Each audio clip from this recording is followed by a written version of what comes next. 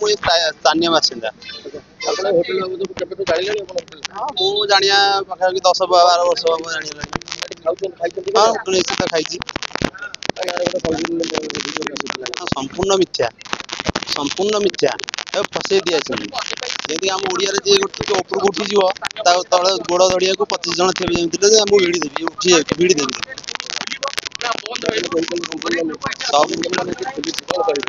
खुली जे धर्म हम जय से जो अच्छा धर्म है जुगे जुगे सत्य से हिसाब से धर्म अच्छी तार जय निश्चित न्याय मिली मिथ्या प्रचार सी तो जी गोटे देखी न्यूज चैनल नंडा आज्ञा से नंडा नई न देखी नगला नईटा देख पानी अच्छी ना नहीं आ पेंट सार्ट खोल देकी आंधे धोई देकी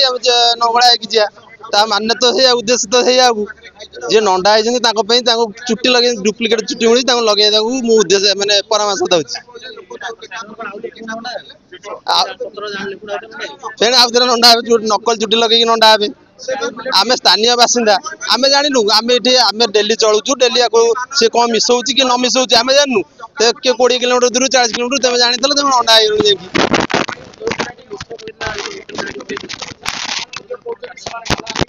हिसाब तो सी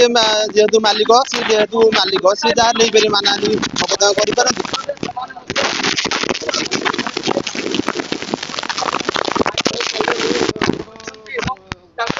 आज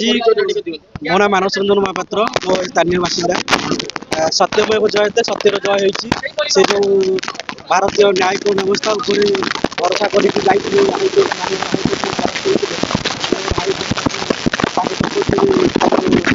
हाईकोर्ट आम ये कह चाहूँ जे मीडिया भाई मान मोर अनुरोध रही सोशल मीडिया बर्तमान जो भाया भाइराल होडियो मिथ्या वीडियो को प्रचार करूँ मिथ्या वीडियो को प्रचार करी किसी गणमाध्यम माने सुप्रीम कोर्ट जज भाया भी अभिशप्त कर माने पूरा दोषी बोली से आगुआ कहीदे हाईकोर्ट जो आसला राय आसला तापर से कौन मंतव्य कौन रमिति कि किसी लोक अच्छा जो मैंने कि राजनैतिक व्यावसायिक शत्रुता को फसई देते से माने जो मानसिक दुश्चिंता भितर थे मानसिक दुश्चिंता भितर बाहर करने कौन कि माने प्रशासन साहय कर ना किसी स्थानीय लोक साहय करेंगे ना जो मैंने विरुद्ध में मिथ्या प्रचार करते कि साहय करेंगे से मानसिक दुश्चिंता भितर जमी थे सेमती तो पागल हो लोक तेणु यह संपूर्ण काल्पनिक या गोटे माने सुकल्पना गोटे फसई दि जाता जार आज परिसमाप्ति घटी भगवान पाखे आम आज खुशी बहुत खुशी आज होटेल खोलती आम खाई आम भी दुश्चिंतार थिलु काले बाहरी पड़ो कि आम आसिक स्थानीय बासिंदा हिसाब से आसिक देखा करूँ बुझिला से कहते तुम सुनिश्चित रुह किसी भी सेमती बाहर आज से आम खुशी।